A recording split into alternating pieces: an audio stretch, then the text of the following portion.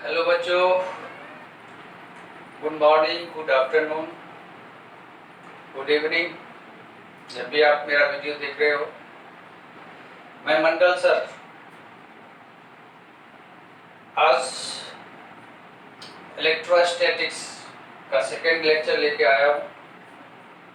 कल के लेक्चर में हमने चार्ज के बारे में डिस्कशन किए थे, उसकी प्रॉपर्टी के बारे में डिस्कशन किए थे। आज का लेक्चर होगा कूलम्ब्स लॉ के ऊपर, लेकिन उससे पहले कल का क्लास का कुछ रिकॉल करूँगा, ठीक है। और एक बात ये कि जब भी आप मेरा वीडियो देख रहे हो, ठीक है, तो मेरी तरफ से एक रिक्वेस्ट है कि आप मेरे चैनल को सब्सक्राइब कर दीजिए, लाइक कर दीजिए, ठीक है। ठीक है, तो चलते हैं। तो कल की क्लास में हमने चार्ज के बारे में डिस्कशन किए थे। What is charge? Charge matter का वैसा ही प्रॉपर्टी है जैसा कि मास है। ड्यू टू मास दो बॉडी के बीच में ग्रेविटेशनल फोर्स लगता है, वैसा ही दो चार्ज बॉडी के बीच में भी एक फोर्स लगता है और उस फोर्स को बोला गया है इलेक्ट्रोस्टैटिक फोर्स, ठीक है। तो चार्ज भी क्या हो गया? Property of the matter. तो उसको यदि हमें चार्ज को डिफाइन करना है तो ये बोलेंगे कि charge is the property of matter by which it experience or produce electric effect or magnetic effect, that is charge, ठीक है। उसके बाद चार्ज की कुछ प्रॉपर्टी थी। तो पहला प्रॉपर्टी ये था कि चार्ज दो टाइप का होता है, one is positive charge and other is negative charge. If two charge have same nature, means यदि प्लस प्लस चार्ज है या माइनस माइनस चार्ज है तो इसके बीच में जो फोर्स होगा वो क्या हो जाएगा? Repulsive force. और यदि एक चार्ज पॉजिटिव है दूसरा चार्ज नेगेटिव है, देन फोर्स क्या हो जाएगा? Attractive force. Attractive force. तो ये था पहला प्रॉपर्टी चार्ज का। दूसरा ये था कि चार्ज क्या है? स्केलर क्वांटिटी, ठीक है। तीसरा क्या था कि स्मॉलेस्ट यूनिट ऑफ चार्ज क्या होता है? Smallest unit of charge. Smallest unit of charge होता है जो कम से कम इलेक्ट्रॉन ट्रांसफर हो सकता है एक बॉडी से दूसरे पे, और वो 1 इलेक्ट्रॉन हो सकता है, इसलिए smallest unit of charge 1e। और e का वैल्यू हम जानते हैं कि 1.6 × 10⁻⁻19 कूलम होता है। तो this is the smallest unit of charge. उसके बाद फोर्थ प्रॉपर्टी ये था कि मास ऑफ इलेक्ट्रॉन कितना होता है। तो ये हमने बताया थे कि 9.1 × 10⁻31 kg होता है। मास ऑफ प्रोटॉन 1.67 × 10⁻27 kg होता है, और अप्रोक्सीमेटली इतना ही मास ऑफ न्यूट्रॉन होता है। तो proton is heavier than electron होता है, इसीलिए जब भी दो बॉडी चार्ज होता है तो वहां पे इलेक्ट्रॉन का ट्रांसफर होता है, प्रोटॉन का ट्रांसफर नहीं होता है, ठीक है।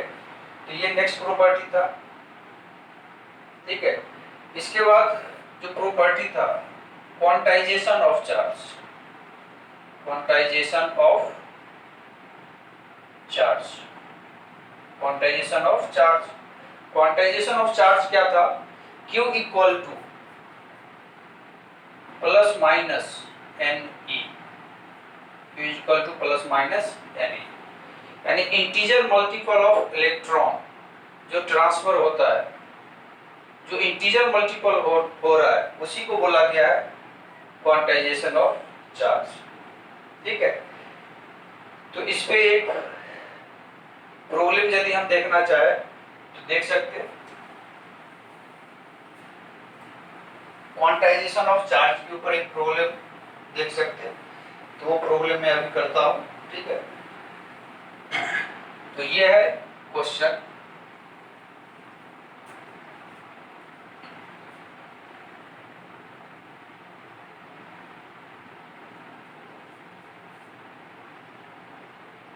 How much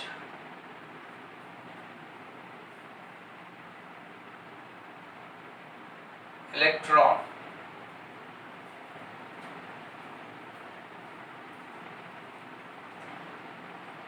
is present if the body have 80 into 10 to the power minus 80 coulomb charge. यदि किसी बॉडी पे इतने चार्ज है तो उसके अंदर कितने इलेक्ट्रॉन होगा। सिंपल क्वेश्चन है, इसमें बहुत बड़ी बात नहीं है, ठीक है। आप देख सकते हैं कि चार्ज, अभी क्वांटाइजेशन ऑफ चार्ज से हमने देखे थे कि Q equal to N formula है, ठीक है। यहाँ से N क्या हो जाएगा, Q बाई E हो जाएगा।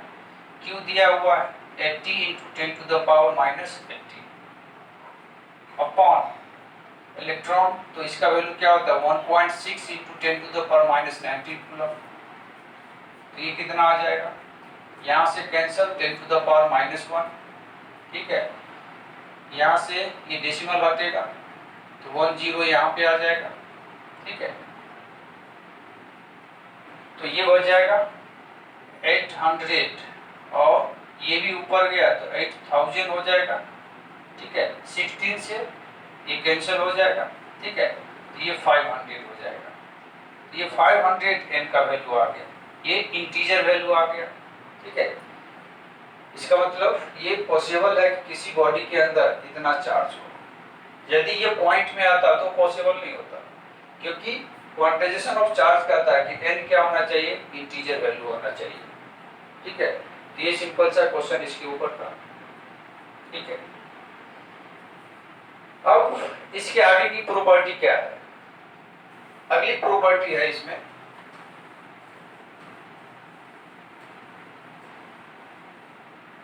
अगली प्रॉपर्टी है बच्चों conservation of charge. Conservation of charge इसका मतलब ये है कि यदि कोई आइसोलेटेड सिस्टम है तो उसके अंदर जो चार्ज है वो कंजर्व रहता है। उसके अंदर जो एटम है उस एटम के अंदर चार्ज एक्सचेंज हो सकता है, लेकिन ओवरऑल जो बॉडी है उसका चार्ज क्या होगा, कंजर्व होगा, ठीक है। तो ये प्रॉपर्टी ये था कि for an isolated system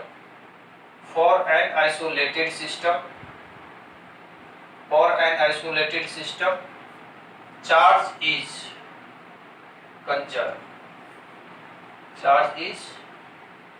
conserve, ठीक है। ये था एक प्रॉपर्टी, ठीक है। इसके बाद अगली प्रॉपर्टी ये था इसमें जो भी है नंबर, अगली प्रॉपर्टी ये था कि charge of the body is not depending on speed of the charge body. यदि कोई चार्ज बॉडी मूव कर रहा है तो उसके चार्ज पे कोई अफेक्ट नहीं होगा। मास पे अफेक्ट हो जाता है, ठीक है, लेकिन चार्ज पे अफेक्ट नहीं होता है। मास पे कैसे अफेक्ट हो जाता है, जब कोई बॉडी को हम थ्रो करते हैं तो हेवियर हो जाता है। कैसे हो जाता है, हमने लास्ट क्लास में डिस्कस किए थे, तो उसके लिए ये एक फॉर्मूला होता है m equal to m0 under root 1 minus v²/c²। ये होता है मास ऑफ द बॉडी और ये होता है m0 rest mass. c is velocity of light, v हो गया स्पीड ऑफ द बॉडी। तो जैसे स्पीड यदि हम देंगे तो ये वैल्यू क्या हो जाएगा, कुछ होगा, ठीक है, और 1 में से माइनस होगा तो ये पूरा वैल्यू जो है 1 से छोटा होगा। इसे डिवाइड करेंगे तो ये m0 से ज्यादा हो जाएगा, यानी mass of the body increase हो जाएगा, ठीक है। तो कोई बॉडी यदि मूव करता है तो उसके मास पे इफेक्ट होगा, लेकिन चार्ज पे कोई इफेक्ट नहीं हो, ठीक है। तो लगभग इतना ही हमने प्रॉपर्टी का डिस्कशन किए थे, ठीक है। आज की क्लास में बेसिकली हम डिस्कस करने जा रहे हैं कूलम्ब्स लॉ के बारे में। कूलम्ब्स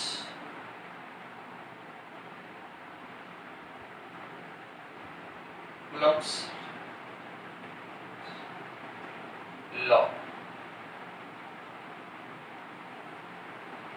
तो कूलम्ब्स साहब ने एक नहीं कुछ लॉ दिए थे, ठीक है।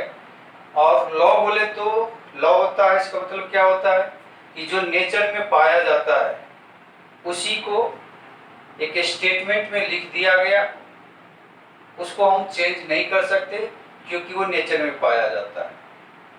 तो कूलम्ब साहब ने इस नेचर में कुछ चीजें देखे चार्ज के बारे में, ठीक है, और उसने जो भी स्टेटमेंट दिए वही लॉ बन गया, जिसको कूलम्ब्स लॉ बोला गया है। तो पहला बात उन्होंने क्या बोला था कूलम्ब साहब ने कि पहला ये बोला था कि कूलम्ब्स लॉ, कूलम्ब्स का पहला लॉ क्या है? Coulomb's law gives the interaction between two charges, ठीक है। इंटरेक्शन का मतलब हुआ दो चार्ज बॉडी के बीच में फोर्स होगा, वो फोर्स एट्रैक्टिव भी हो सकता है और रिपल्सिव भी हो सकता है। एट्रैक्टिव कब होगा? जब दोनों चार्ज बॉडी क्या है, अपोजिट नेचर का, एक पॉजिटिव दूसरा नेगेटिव, तो एट्रैक्टिव होगा। और रिपल्सिव होगा जब दोनों सेम नेचर का हो, आइदर दोनों पे पॉजिटिव चार्ज हो या दोनों पे नेगेटिव चार्ज हो, ठीक है। तो कूलम्ब्स का पहला लॉ ये है कि Coulomb's law gives the interaction between two charges, ठीक है। सेकेंड लॉ उन्होंने क्या बताया? उन्होंने बताया कि इंटरेक्शन होगा तो उस दोनों के बीच में फोर्स कैसे लगेगा, क्या वैल्यू होगा। तो सेकेंड लॉ मान लो ये है, कोई चार्ज बॉडी है, इस पे चार्ज Q1 है, ये सेकेंड चार्ज बॉडी है Q2। इस दोनों के बीच में जो सेपरेशन है ये सपोज कर लेते R है, बराबर है। तो ये इस पे जो फोर्स दोनों सेम नेचर का है, तो इस दोनों के बीच में रिपल्सिव फोर्स होगा। तो इस पे जो रिपल्सिव फोर्स लगेगा by Q1 away from Q1 होगा, तो उसका डायरेक्शन ये हो जाएगा, ये हो गया force on two due to first charge Q1, ठीक है। और Q2 जो Q1 पे फोर्स लगाएगा वो Q2 से दूर जाता होना चाहिए, तो ये फोर्स हो जाएगा force on one due to two charge, ठीक है। तो हम क्या देख रहे हैं कि और एक बात उन्होंने बोला था कि मैग्नीट्यूड, ये एक तो ऐसा हो सकता है, दूसरा क्या हो सकता है कि मान लो ये चार्ज क्या है प्लस Q1 और दूसरा चार्ज यहाँ पे क्या है माइनस Q2, तो अपोजिट नेचर का है, तो अभी एट्रैक्टिव फोर्स लगेगा, यानी इस पे जो Q1 चार्ज लगाएगा टुवर्ड्स द Q1 लगेगा, और माइनस Q2 जो Q1 पे लगाएगा टुवर्ड्स माइनस Q2 हो जाएगा, ठीक है। तो ये हो गया force on second due to first, ये हो गया force on first due to second. तो अभी भी हम देख रहे हैं कि अपोजिट डायरेक्शन में दोनों फोर्स लग रहा है, ठीक है। अपोजिट डायरेक्शन में लग रहा है, पहली बात तो ये बोला। दूसरी बात ये बताया कि मैग्नीट्यूड ऑफ फोर्स F21 जितना होगा उतना ही मैग्नीट्यूड ऑफ फोर्स F12 होगा, यानी जितना Q1 Q2 पे फोर्स लगाएगा उतना ही फोर्स Q2 Q1 पे लगाएगा, ठीक है। और डायरेक्शन अपोजिट है, ठीक है। यानी ये फोर्स किस टाइप का हो गया? Action reaction pair, Newton's third law को सेटिस्फाइड करता है। एक्शन रिएक्शन पेयर क्या है? न्यूटन्स थर्ड लॉ, ठीक है। तो वही बताया गया सेकंड लॉ में कि इलेक्ट्रोस्टैटिक्स फोर्स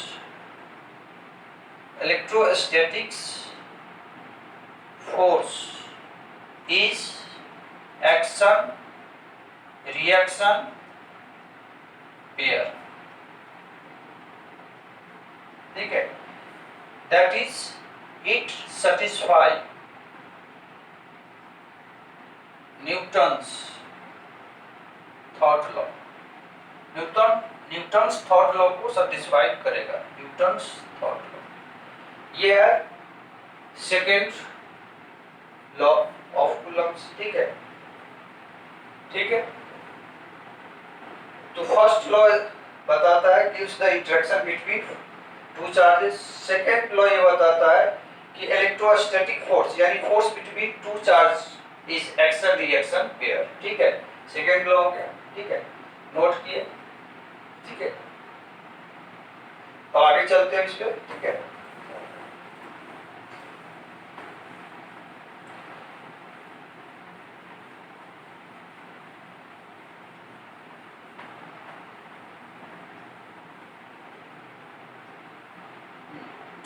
अच्छा, न्यूटन्स का तीसरा लॉ क्या है, थॉट लॉ क्या है? देखो अभी हमने बोले सेकेंड लॉ में कि force between two charge is कैसा होगा, एक्शन रिएक्शन पेयर, यानी दोनों का मैग्नीट्यूड सेम होगा और दोनों अपोजिट डायरेक्शन में लगेगा। तो क्या ये सिचुएशन पॉसिबल है? ये चार्जेस है, मान लो ये चार्ज है Q1 और ये चार्ज है Q2। इस पे मानते फोर्स इधर लग रहा है, इस पे सपोज कि फोर्स इधर लग रहा है, इसका भी वैल्यू F है, इसका भी वैल्यू F है, दोनों इलेक्ट्रोस्टैटिक फोर्स है। ठीक है, दोनों का डायरेक्शन क्या है, अपोजिट, मैग्नीट्यूड क्या है, सेम है।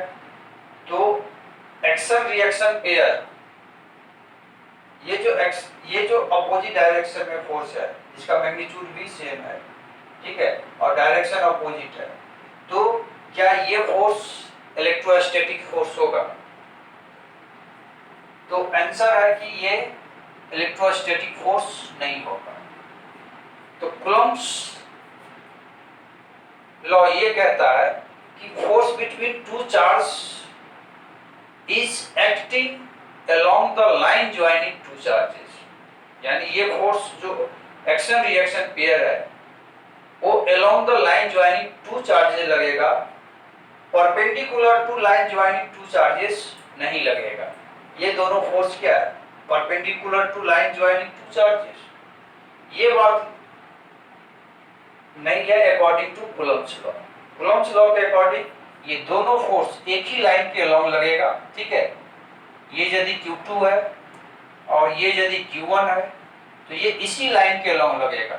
इस पे ये हो गया F21 और ये हो गया F12। ठीक है, तो चूंकि ये जो इलेक्ट्रोस्टैटिक फोर्स है along the line joining two charges लगता है, इसीलिए this force is called as central forces। तो इलेक्ट्रोस्टैटिक फोर्स को क्या बोला गया है, central forces, because it act along the line joining two charges। ठीक है, तो ये लॉ का ये स्टेटमेंट निकल के आ रहा है इसमें कि electrostatic force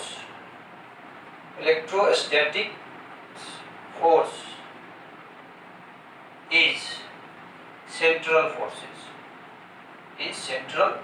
force because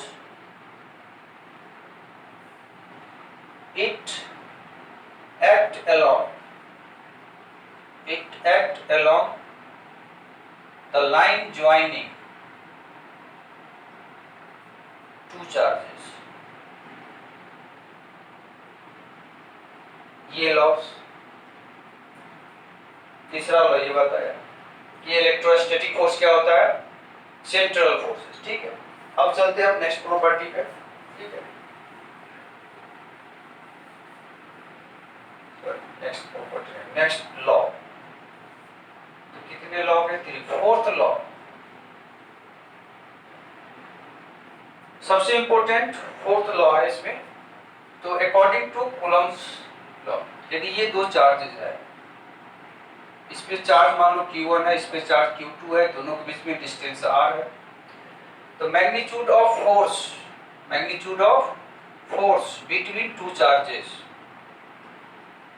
is proportional to product of charges, यानी Q1 into Q2 and proportional to square of distance between two charges, यानी 1/r²।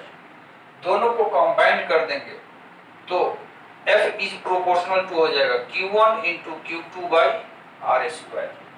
ठीक है, तो कूलम्ब्स लॉ का ओवरऑल स्टेटमेंट ये है कि electrostatic force between two charge is proportional to product of the two charges and inversely proportional to square of distance between two charges.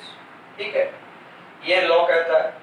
अब यहाँ पे प्रोपोर्शनलिटी आया है, तो प्रोपोर्शनलिटी यदि हटेगा तो एक कांस्टेंट आएगा। ठीक है, तो F इक्वल टू हो जाएगा, कांस्टेंट को K लिया गया Q1 into Q2 by R square. ये हो गया magnitude of force between two charges. ठीक है, अब K यहाँ पे कांस्टेंट है तो ये भी फिक्स वैल्यू है। K को लिया जाता है 1 बाई 4 पाई एप्सिलॉन। एप्सिलॉन यहाँ पे क्या है, परमिटिविटी ऑफ द मीडियम। ठीक है, जिसका वैल्यू होता है epsilon equal to epsilon naught into epsilon R. ठीक है, एप्सिलॉन क्या हो गया यहाँ पे, एप्सिलॉन हो गया permittivity of the given material या गिवन मीडियम बोलेंगे, मटेरियल नहीं। ठीक है, एप्सिलॉन नॉट ये कहलाता है परमिटिविटी ऑफ फ्री स्पेस और वैक्यूम बोल सकते हैं। ठीक है, जिसका वैल्यू फिक्स है 8.854 into 10 to the power minus 12 ये होता है। ठीक है, इसका यूनिट लिखना चाहे तो फोर्स का क्या हो जाएगा, एप्सिलॉन नीचे में आएगा। ठीक है, तो न्यूटन हो जाएगा, मीटर स्क्वायर हो जाएगा। ठीक है, और कूलम का पावर माइनस 2 हो जाएगा। ठीक है, एक तो ये वैल्यू होता है या इसका वैल्यू होता है 1/36 pi into 10 to the power minus 9 unit यही होगा। ठीक है, ये एप्सिलॉन नॉट का वैल्यू होता है। ठीक है, तो ये वैल्यू यदि हम यहाँ पे पुट करते हैं के का वैल्यू में। अब एक बात और, इससे पहले एप्सिलॉन आर भी एक टर्म है, तो इसको बोला गया है रिलेटिव परमिटिविटी। एप्सिलॉन आर इसको बोला जाता है रिलेटिव परमिटिविटी, क्योंकि ये क्या होगा epsilon by epsilon not same quantity है, तो ये क्या हो जाएगा यूनिटलेस। ठीक है, इसका वैल्यू एप्सिलॉन आर का ग्रेटर देन इक्वल टू 1 होता है। यदि मीडियम एयर या फ्री स्पेस है तो एप्सिलॉन आर का वैल्यू 1 होगा फॉर एयर और वैक्यूम। ठीक है, तो यदि मीडियम एयर या वैक्यूम है तो उस केस में कांस्टेंट के क्या हो जाएगा 1/4 पाई एप्सिलॉन नॉट, क्योंकि एप्सिलॉन आर का वैल्यू हो गया 1। ठीक है, तो इसका वैल्यू कितना आएगा 1/4 पाई एप्सिलॉन नॉट का वैल्यू हम देख चुके हैं 1/36 pi into 10 to the power minus 9। 1/36 pi into 10 to the power minus 9, 4 pi से ये कैंसिल हो गया 9, ये 9 ऊपर गया, तो इस टाइप से के यानी 1/4 पाई एप्सिलॉन नॉट इसका वैल्यू आ जाता है 9 इंटू 10 टू द पावर 9। ये बहुत इंपॉर्टेंट है। न्यूमेरिकल में हम एप्सिलॉन नॉट का वैल्यू 8 पॉइंट ये पुट करने नहीं जाएंगे, उससे लेंथी हो जाएगा। डायरेक्ट हम क्या करेंगे के का वैल्यू 1/एप्सिलॉन नॉट, मीडियम मोस्टली एयर होता है और एयर है तो डायरेक्ट हम ये वैल्यू यूज कर लेंगे 9 इंटू 10 टू द पावर 9। ठीक है, तो ये हो गया magnitude of electrostatic force between two charges. ठीक है, अब इसके आगे हम जानते हैं कि फोर्स क्या है, वेक्टर क्वांटिटी। जिसका वेक्टर फॉर्म में यदि हमें राइट करना है तो क्या राइट करेंगे, वो भी हम यहीं पे डिस्कस कर लेते हैं। ठीक है, तो आप नोट कर सकते हैं इसको। ठीक है, तो इसके लिए आप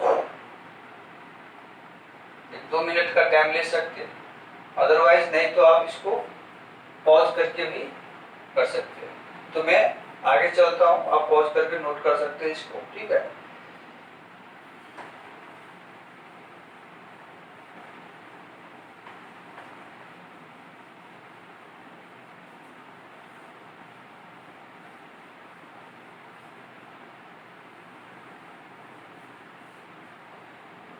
तो vector form of electrostatic force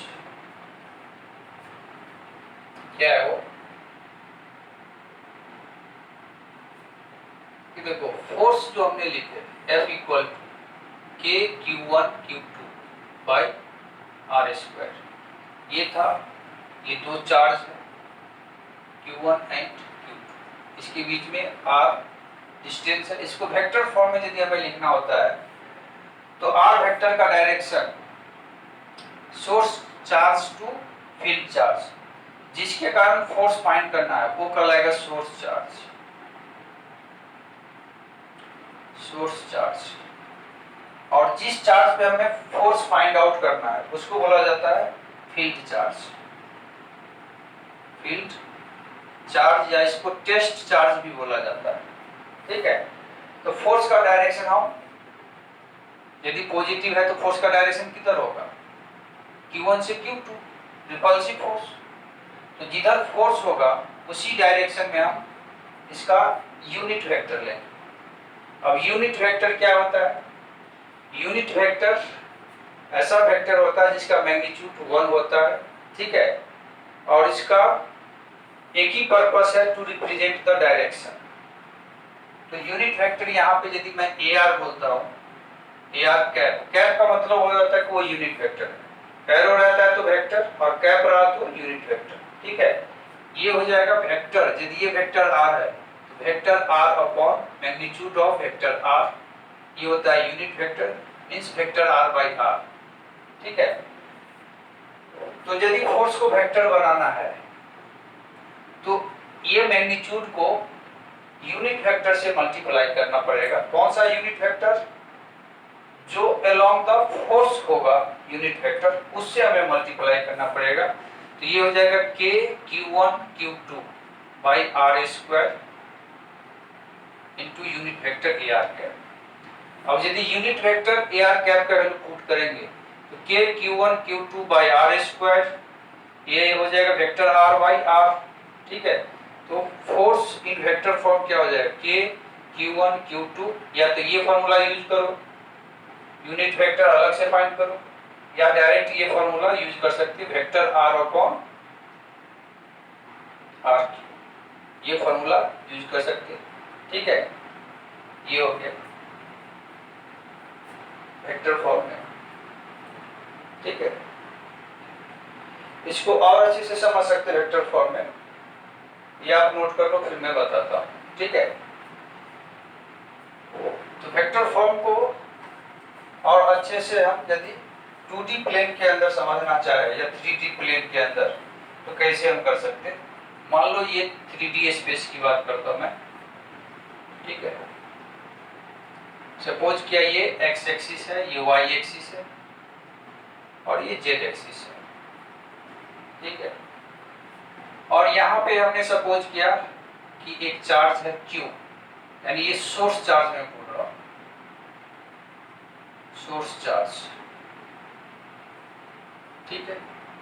इसका कोऑर्डिनेट सपोज किया x1, y1, z1, और दूसरा जहां पे एक चार्ज, दूसरा चार्ज रखा हुआ है उसका चार्ज Q2, Q सपोज किया स्मॉल q, ठीक है। और इसका कोऑर्डिनेट सपोज किए x2, y2, z2, ठीक है। तो यहाँ पे ये ओरिजिन है, ओरिजिन टू सोर्स जो वेक्टर होगा वो कहलाएगा position vector of source charge with respect to origin. इसको सपोज किया मैंने R1 वेक्टर, ठीक है। ये जो वेक्टर हो जाएगा ये R2 वेक्टर, ये position vector of field point हुआ विद रिस्पेक्ट टू ओरिजिन, ठीक है। और सोर्स टू फील्ड ये जो वेक्टर हुआ इसको हमने कैपिटल R वेक्टर बोला। ये हो गया position vector of field charge with respect to source charge. ये हमारा क्या है, फील्ड चार्ज, फील्ड के अंदर रखा गया है, ठीक है। अब यहाँ पे यदि हम आर वेक्टर राइट करना चाहेंगे तो आर वेक्टर क्या हो गया, आर वेक्टर का ये फाइनल पॉइंट और ये क्या हो गया, इनिशियल पॉइंट, ठीक है। तो या तो फाइनल पॉइंट का पोजीशन माइनस इनिशियल पॉइंट का पोजीशन करो, या वेक्टर का ट्रायंगल लॉ से ऐसे समझ सकते, ये वेक्टर और ये वेक्टर का ऑर्डर सेम है जबकि ये वेक्टर का ऑर्डर ऑपोजिट है। तो ट्रायंगल लॉ क्या कहता है वेक्टर का, कि सेम ऑर्डर वाले ऐड हो जाएगा और वो किसके बराबर हो जाएगा, जो ऑपोजिट ऑर्डर वाले हैं वो दोनों का रिजल्टेंट हो जाएगा। यानी r1 vector plus r vector equal to r2 vector लिख सकते हैं। यहाँ से r वेक्टर क्या हो जाएगा, r2 vector minus r1 vector, ये हो गया position of field charge with respect to source charge. ये फाइनल पॉइंट का पोजीशन माइनस इनिशियल पॉइंट का पोजीशन r2 माइनस r1, ठीक है। अब इसका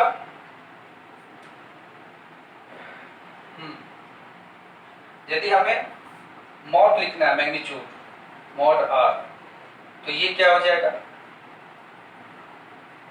mod of r2 vector minus r1 vector, ठीक है। अब r1 r2 वेक्टर को हम राइट कर सकते हैं इस टाइप से,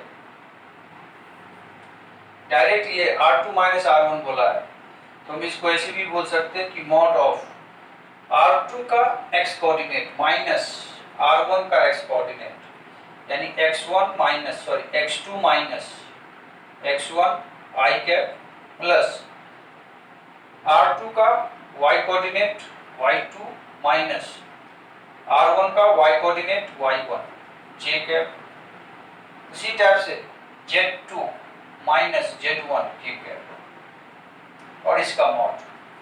तो ये मॉड ऑफ r, मॉड कैसे हम निकालते, i का कोएफिशिएंट अंडर रूट के अंदर i का कोएफिशिएंट का स्क्वायर x2 माइनस x1 का square plus y2 minus y1 का square plus z2 minus z1 का स्क्वायर, ये हो गया, ठीक है।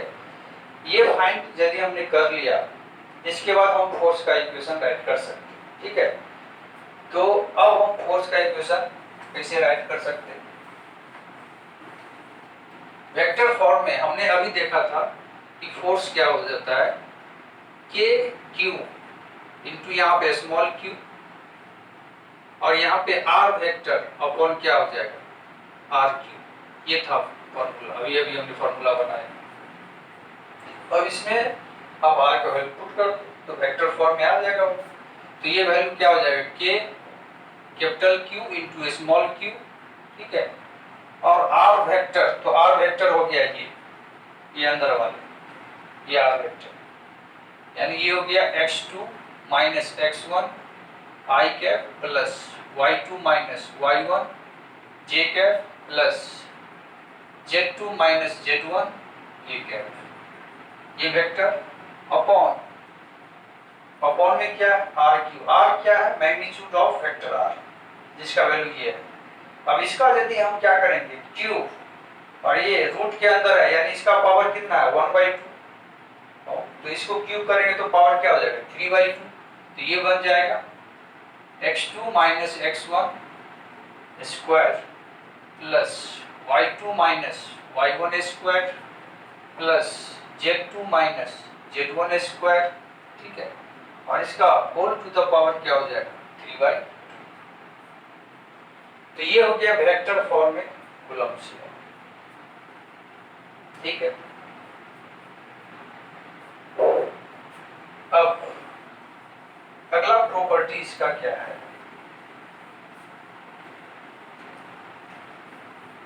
सॉरी अगला लॉ, प्रॉपर्टी नहीं लॉ, फोर्थ हो गया था मेरे ख्याल से।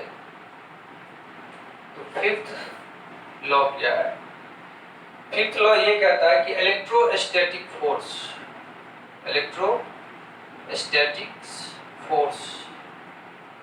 Is conservative force.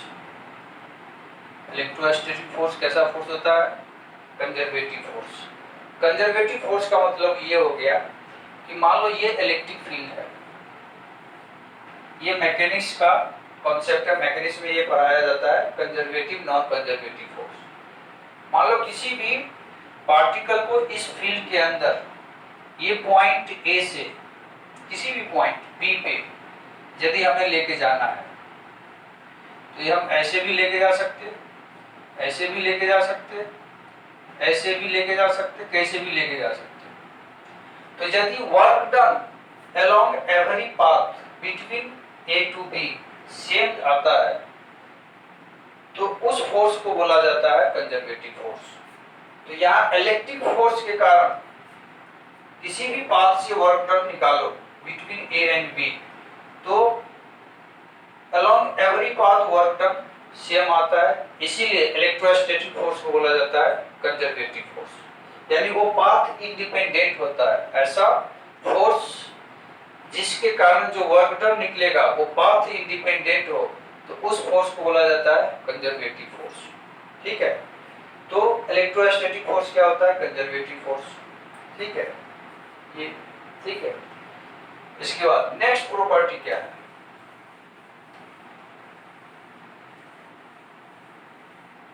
Next property ये कहता है कि मान लो ये एक चार्ज है, एक ये चार्ज है, ठीक है। इस दोनों के बीच में एक फोर्स लगेगा। ये Q1 सपोज किया, ये Q2 सपोज किया, ठीक है। एक तीसरा चार्ज हमने ले लिया Q3। अब इस दोनों के बीच में भी एक फोर्स होगा। तो कूलम्ब्स लॉ ये कहता है कि force between Q1 and Q2 is not affected by presence or absence of third charge। यानी इस दोनों के बीच में क्या फोर्स है उससे इस दोनों के बीच का फोर्स से कोई लेना देना नहीं है, उसमें कोई इफेक्ट नहीं होगा। ठीक है, तो ये लॉ यही कहता है कि force between two charges is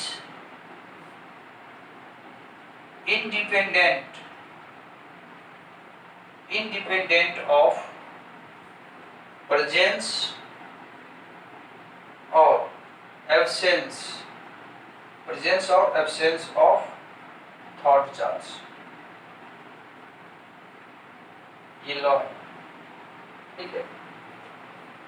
और लास्ट लॉ ये कहता है इसमें, सिक्स्थ लॉ, कि force between two charges is affected by the medium पे डिपेंड करेगा। क्योंकि अभी हमने देखे थे कि फोर्स का formula K Q1 Q2 r² में K आता है, जो कि ये वैल्यू होता है 1/4 पाई एप्सिलॉन नॉट। तो एप्सिलॉन नॉट क्या है? मीडियम का ये प्रॉपर्टी है, ठीक है। मीडियम कांस्टेंट है ये, ठीक है। तो ये एप्सिलॉन हर मीडियम का अलग अलग होगा, ठीक है। हर मीडियम का अलग होगा तो फोर्स भी क्या हो जाएगा? अलग हो जाएगा। यानी यदि दो चार्ज को हम एयर में रखेंगे तो उसके बीच में जो फोर्स होगा उसी दो चार्ज को सेम डिस्टेंस पे यदि हम लिक्विड में या वाटर में रखेंगे तो अलग हो जाएगा। दोनों चार्ज का वैल्यू भी, चार्ज का मैग्नीट्यूड भी सेम हो, डिस्टेंस भी सेम हो। एयर में रखेंगे तो अलग आएगा, वाटर में रखेंगे तो अलग आएगा, दूसरा और भी कोई मीडियम में रखेंगे तो अलग आएगा। तो यानी electrostatic force is affected by the medium पे डिपेंड करेगा, ठीक है। तो इतने लॉज थे कूलम्ब्स लॉ, ठीक है।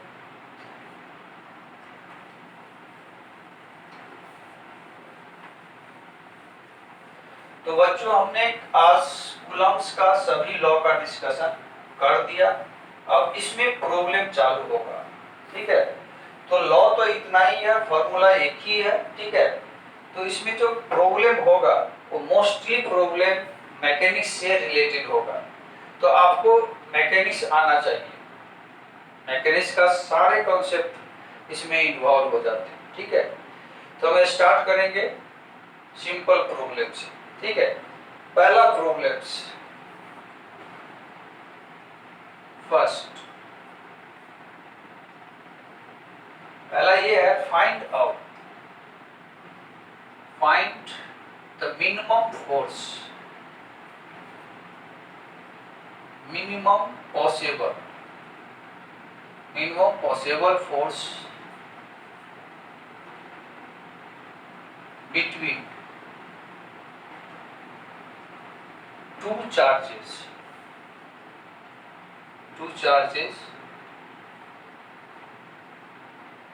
separated by 1 मीटर, यानी दो चार्ज है 1 मीटर के डिस्टेंस पे, तो उसके बीच में मिनिमम इलेक्ट्रोस्टैटिक फोर्स क्या होगा ये पूछा जा रहा है। ठीक है, तो मिनिमम यहाँ पे डिस्टेंस दे दिया है, ये दो चार्ज है, मान लो ये Q1 है, ये Q2 है और ये R1 मीटर गिवन है, तो इस दोनों के बीच में मिनिमम पॉसिबल फोर्स क्या होगा।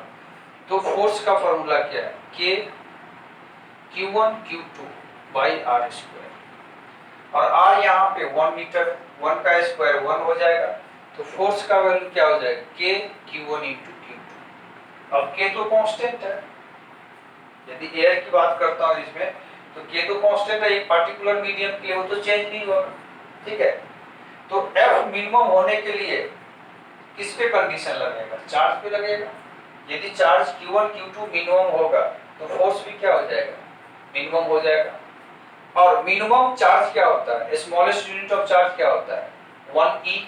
ठीक है, तो यदि Q1 तो F मिनिमम क्या हो जाएगा, F minimum when Q1 equal to Q2 equal to 1e, तभी मिनिमम फोर्स होगा।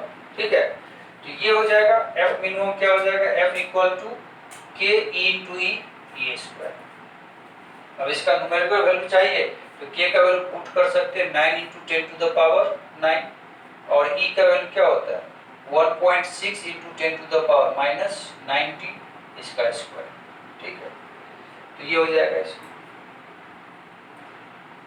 तो ये सिंपल क्वेश्चन था लॉ के ऊपर। ठीक है, नोट कर सकते,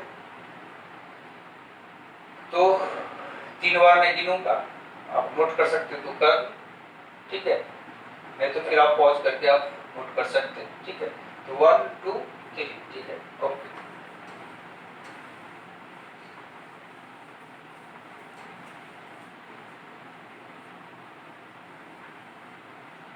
नेक्स्ट प्रॉब्लम ये है कि मान लो ये इक्विलैटरल ट्रायंगल है। कौन सा ट्रायंगल है, इक्विलैटरल ट्रायंगल। ठीक है, जिसका साइड ईच साइड है ए। ठीक है, और charge on each vertices Q है। क्वेश्चन ये है find force on any one charge. किसी एक चार्ज पे फोर्स फाइंड करना है। कोई किसी एक चार्ज पे इसलिए पूछा गया क्योंकि जितना फोर्स इस पे होगा उतना ही इस पे होगा, उतना ही इस पे होगा, सिमेट्रिकल है। जितना साइड ये है उतना ही साइड ये है, उतना ही साइड ये है। इसलिए किसी भी चार्ज पे निकालो फोर्स का वैल्यू तीनों पे सेम आएगा, किसी एक पे पूछा गया है। ठीक है, तो कैसे फाइंड करेंगे, इक्विलैटरल ट्रायंगल है तो ईच एंगल कितना होगा 60 डिग्री, ये भी 60 होगा, ये भी 60 होगा, ये भी 60 होगा, और साइड ये मान लेते हैं इस चार्ज के ऊपर हमें फोर्स फाइंड करना है। तो one force due to this charge along this line ये होगा, other force due to this charge on this charge along this line होगा। ठीक है, और चूंकि दोनों का मैग्नीट्यूड सेम होगा, इसका भी डिस्टेंस ये है, ये डिस्टेंस भी ये है, चार्ज दोनों सेम है यहाँ पे भी और यहाँ पे भी, इसीलिए यदि ये F है तो ये भी क्या होगा F होगा। और ये F का वैल्यू यदि राइट करना है ये क्या हो जाएगा के क्यू इंटू क्यू यानी Q square by A square, ये होगा एफ का वैल्यू। लेकिन हमें क्या फाइंड करना है, find force on any one charge का मतलब हुआ नेट फोर्स पूछा गया है। तो इस चार्ज पे दो फोर्स लग रहा है, one due to this other due to this, इस दोनों का जो रिजल्टेंट होगा वो फोर्स बोला गया फाइंड करने के लिए। तो ये दोनों फोर्स का टेल यहाँ पे मीट किया तो इसका रिजल्टेंट इस दोनों के बीच से निकलेगा, ये होगा एफ नेट। यही हमें फाइंड आउट करना है। तो इसका फाइंड करने का दो मेथड हो सकता है, ये एंगल और ये एंगल अपोजिट, ये 60 तो ये भी 60, ये क्या हो गया 60, ठीक है। तो एक तो वेक्टर का ये फॉर्मूला है कि रिजल्टेंट ऑफ टू वेक्टर का मैग्नीट्यूड हम कैसे फाइंड कर सकते हैं, यानी एफ नेट यदि फाइंड करना है तो एक मेथड तो ये हो गया कि under root f1 square plus f2 square plus 2f1 f2 cos theta, ये फेमस फॉर्मूला है, ठीक है। तो f1 स्क्वायर यानी f square plus f square plus 2f into f cos theta यानी cos 60, ठीक है। तो ये कितना हो जाएगा f square plus f square is 2f square plus 2f square cos 60, cos 60 का वैल्यू क्या होता है 1/2, 2 से 2 क्या हो गया बढ़ गया, ठीक है। तो अब क्या बच गया 2f square plus f square, क्या बच गया 3f स्क्वायर, यानी ये हो जाएगा अंडर रूट 3f। एक तो ये तरीका है f फाइंड करने का, और f का वैल्यू ये पुट कर देंगे, ये हो जाएगा under root 3 k q square by a square, ठीक है। इस टाइप से हम फोर्स फाइंड कर सकते हैं। एक तो मेथड ये है। दूसरा मेथड क्या है, मेथड 2 क्या है, रिजोल्यूशन से कर सकते हैं। यानी ये जो एफ नेट वाले लाइन है इसका इसके अलावा इसका भी कंपोनेंट ले लो, इसका भी कंपोनेंट ले लो, हो जाएगा। तो ये इसके बीच से यदि निकल रहा है तो ये एंगल 60 है, तो ये एंगल कितना होगा 30, ये एंगल भी कितना हो जाएगा 30। अब इसका कंपोनेंट इसके अलावा क्या हो जाएगा, यानी एफ नेट यदि हमें लिखना है तो इसका कंपोनेंट अलोंग एफ नेट हो जाएगा एफ cos 30, और इसका भी ये एंगल भी 30 है तो ये भी क्या हो जाएगा एफ cos 30, यानी ये हो जाएगा 2f cos 30, ठीक है। यानी ये हो गया 2f cos 30 इज रूट 3/2, 2 से 2 मर गया, ठीक है। ये क्या बच गया रूट 3f, सेम वैल्यू है देख सकते हैं, f का वैल्यू डाल देंगे, ये हो जाएगा root 3 k q square by a square, ये हो जाएगा, ठीक है। तो इस टाइप से बहुत सारे प्रॉब्लम इसमें आप कर सकते हैं, ठीक है।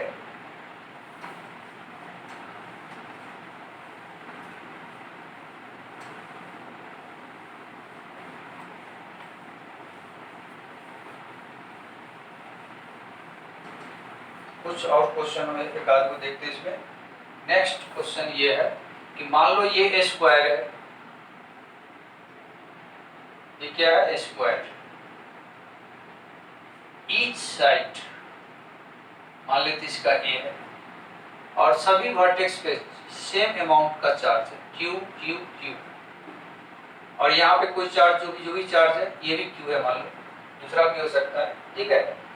तो find force on charge at the centre of, यानी इस चार्ज पे हमें फोर्स फाइंड आउट करना है ड्यू टू रिमेनिंग 4 चार्जेस, ठीक है। तो आप देख सकते ये सिमेट्रिकल है, जितना दूरी इसके बीच में है उतना ही दूरी इसके बीच में है, चार्ज भी सेम है, तो ये फोर्स इस पे किधर लगेगा इधर लगेगा, इसके कारण फोर्स किधर लगेगा इधर लगेगा, कैंसिल आउट हो जाएगा। उसी टाइप से इसके कारण यहाँ पे फोर्स इधर लगेगा और इसी लाइन के अलॉन्ग इसके कारण फोर्स इधर लगेगा, ये भी कैंसिल आउट हो जाएगा। तो एफ नेट कितना हो जाएगा जी, डायरेक्ट ऐसे निकाल सकते, ठीक है। तो बच्चों आज का लेक्चर मैं यहीं पे स्टॉप करता हूँ, ठीक है। नेक्स्ट क्लास में हम इस पे अभी बहुत सारे प्रॉब्लम करेंगे, बहुत सारे प्रॉब्लम होने के बाद आएगा इलेक्ट्रिक फील्ड, पोटेंशियल, ये सारे, तो बहुत कहानी इसके अंदर बचा हुआ है, ठीक है। तो जाते जाते फिर से मैं एक बार रिक्वेस्ट करूंगा कि आप मेरे चैनल को सब्सक्राइब कीजिए, लाइक कीजिए, ठीक है, और बाकी ठीक है। तो गुड नाइट, बाय।